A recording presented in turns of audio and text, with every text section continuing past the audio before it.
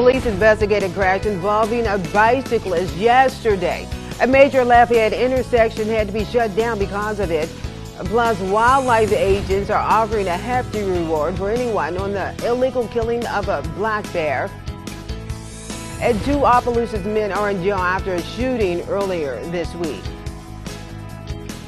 Live from Acadiana, your local news leader, this is Passe Partout. Good morning to you. I'm Renee Allen, and I thank you for joining us this morning. In Lafayette, police were on the scene yesterday of a major crash involving a bicyclist. Now, that crash happened at the intersection of West Congress Street and Bertrand Street just before 9 last night. Now, police tell us that crash involved a bicyclist and a vehicle.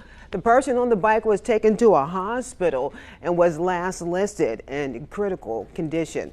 Also in Lafayette Parish, Scott firefighters saved multiple victims in a 3-car crash, and that was Friday night. It happened in the intersection of Cameron Street and Apollo Road. According to the fire department, firefighters were forced to use auto extrication tools and techniques to perform a roof flap to free a person who was trapped inside. Now, firefighters also used life-saving techniques on the other victims of the crash. Their conditions have not yet been released to us.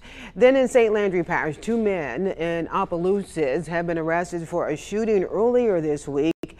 19-year-old Markel Berry is charged with 2 counts of attempted second-degree murder. 21-year-old Coventry Mansfield is charged with possession with intent to distribute marijuana. The shooting happened Wednesday in the area of Leo and Larry Street.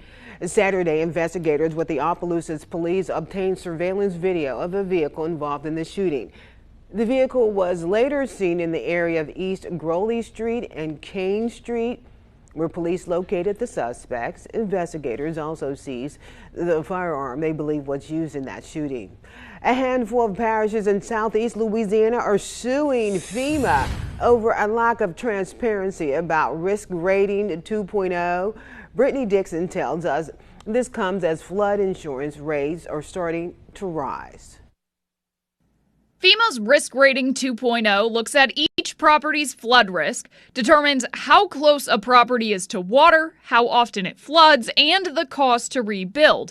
But Louisiana leaders believe there's a lot left unspoken. If you're saying we have this risk, right, show us what's in your box, right? If we can mitigate it, let's mitigate it. So you're seeing several parishes band together to actually, file a lawsuit with the AG's office against FEMA. The declaration of the lawsuit asks for more transparency on how FEMA calculates the risk. In a letter sent earlier this month, House Majority Leader Steve Scalise asks for records of communication between FEMA and the Army Corps of Engineers, as well as any documents that show how many insurance rates increased under Risk Rating 2.0.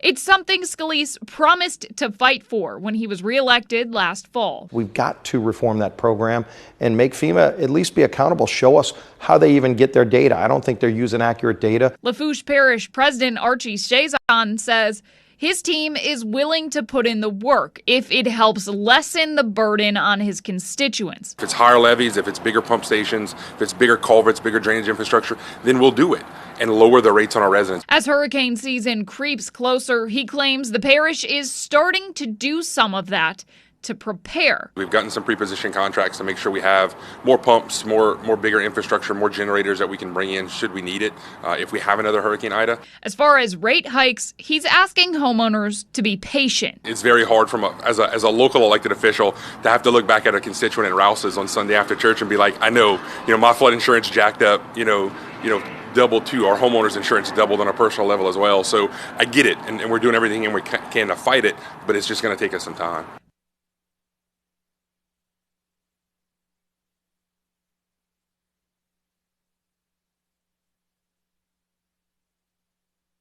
There are a few different options on how to check how much your flood insurance could be increasing on you. Well, agents with the Louisiana Department of Wildlife and Fisheries are searching for a person who illegally killed a black bear.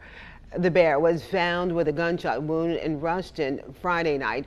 A $1,000 reward is now being offered for anyone that has information that leads to an arrest in this case. In Lafayette, Louisiana Healthcare Connections held an emergency preparedness expo yesterday morning.